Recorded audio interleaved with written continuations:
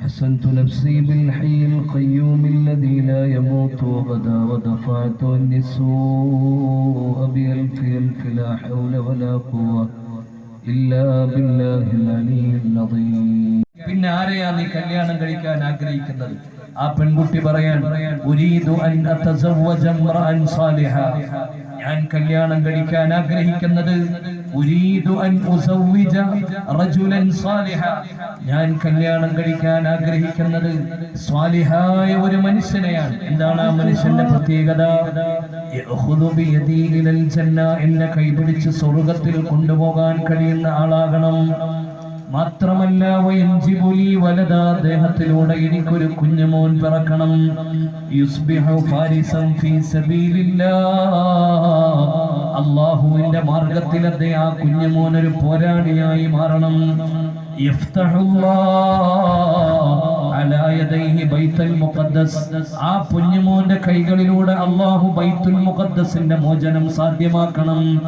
ഇങ്ങനെ ഒരു കുഞ്ഞുമോനെ എനിക്ക് വേണ്ടി സമ്മാനിക്കാൻ കഴിയുന്ന ഒരാളിനെയാണ് ഞാൻ കല്യാണം കഴിക്കാൻ ആഗ്രഹിക്കുന്നത് എന്ന് ഈ പെൺകുട്ടി മറകൾക്കപ്പുറത്ത് നിന്ന് പറഞ്ഞപ്പോഴാണ് നജ്മുദ്ദീൻ അയ്യൂബ് എന്ന ഈ ചെറുപ്പക്കാരൻ ഒരാവർത്തി ശബ്ദമായി പോകുന്നത്. എന്താണോ താൻ ആഗ്രഹിക്കുന്നത്, തന്റെ ഭാര്യ എങ്ങനത്തെവളാകണം എന്നാണോ താൻ ആഗ്രഹിക്കുന്നത്, അതുപോലെ ആഗ്രഹിക്കുന്ന ഒരു പെൺകുട്ടിയാണ് അപ്പുറത്തുള്ളത് എന്ന് മനസ്സിലാക്കിയപ്പോഴാണ് ആ ശൈഖ് ഖബറുകളോട് പ്രിയപ്പെട്ട നജ്മുദ്ദീൻ അയ്യൂബ് പറഞ്ഞത്, ഇന്നി ഉരീദു അൻ അതസവ്വജഹാ, ആ പെണ്ണിനെ കല്യാണം കഴിക്കാനാ ഞാൻ ആഗ്രഹിക്കുന്നത്. ഉടൻ തന്നെ ആ പണ്ഡിതൻ മറുപടി കൊടുക്കുകയാണ്, ഇന്നഹാ മിനൽ ഫുഖറാ, ഒരിക്കലും അങ്ങേക്ക് യോജിക്കുകയില്ല. അവൾ സാധുവായ കുടുംബത്തിലെ പെൺകുട്ടിയാണ്. നിങ്ങൾ വലിയ തറവാട്ടിൽ പിറന്നയാളാണ്, ഭരണാധികാരിയാണ്. ഭരണാധികാരിയായ നിങ്ങൾക്ക് ഒരിക്കലും തന്നെ ആ പെൺകുട്ടി കുഫു യോജിക്കുകയില്ല എന്ന് മറുപടി പറഞ്ഞപ്പോഴാണ് ഉരീദു അൻ അതസവ്വജ ഉരീദു അൻ ഉസവ്വിജഹാ, അവളെ തന്നെ കല്യാണം കഴിക്കണം എന്നാണ് ഞാൻ ആഗ്രഹിക്കുന്നത്. ആ പെൺകുട്ടിയുടെ സ്വപ്നവും എന്റെ സ്വപ്നവും ഒന്നാണ്, വിശുദ്ധമായ ബൈത്തുൽ മുഖദ്ദസിന്റെ മോചനമാണ് ഞങ്ങൾ രണ്ടുപേരും സ്വപ്നം കാണുന്നത്. അതുകൊണ്ട് അവളെ തന്നെ കല്യാണം കഴിക്കണം എന്ന തീരുമാനം നടപ്പിലാവാണ്.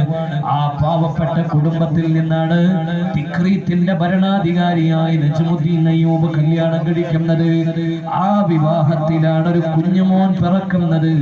മുഅ്മിനീങ്ങളെ, ആ കുഞ്ഞുമോൻ അവർ സ്വലാഹുദ്ദീൻ എന്ന് പേരിടുകയാണ്. ആ സ്വലാഹുദ്ദീനാണ് പിന്നെ വളർന്ന് 25-ാമത്തെ വയസ്സിലേക്ക് കടന്നു വന്നപ്പോ അസ്ബഹ ഫാരിസൻ ഫീ സബീലില്ലാഹ്, അല്ലാഹുവിന്റെ മാർഗ്ഗത്തിലെ പോരാളിയായി മാറിയെന്ന് മാത്രമല്ല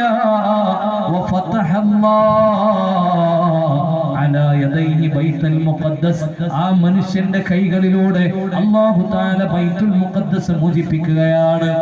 ഇങ്ങനെ സ്വപ്നം കാണാൻ പഠിക്കണം എന്നതാണ് ഇന്നെന്റെ വിഷയത്തിന്റെ ടൈറ്റില്. ഇന്ന് ഞാൻ പറയുന്ന വിഷയം തന്നെ ഇതാണ്. നമുക്കെന്താ ഒന്ന് സ്വപ്നം കണ്ടാൽ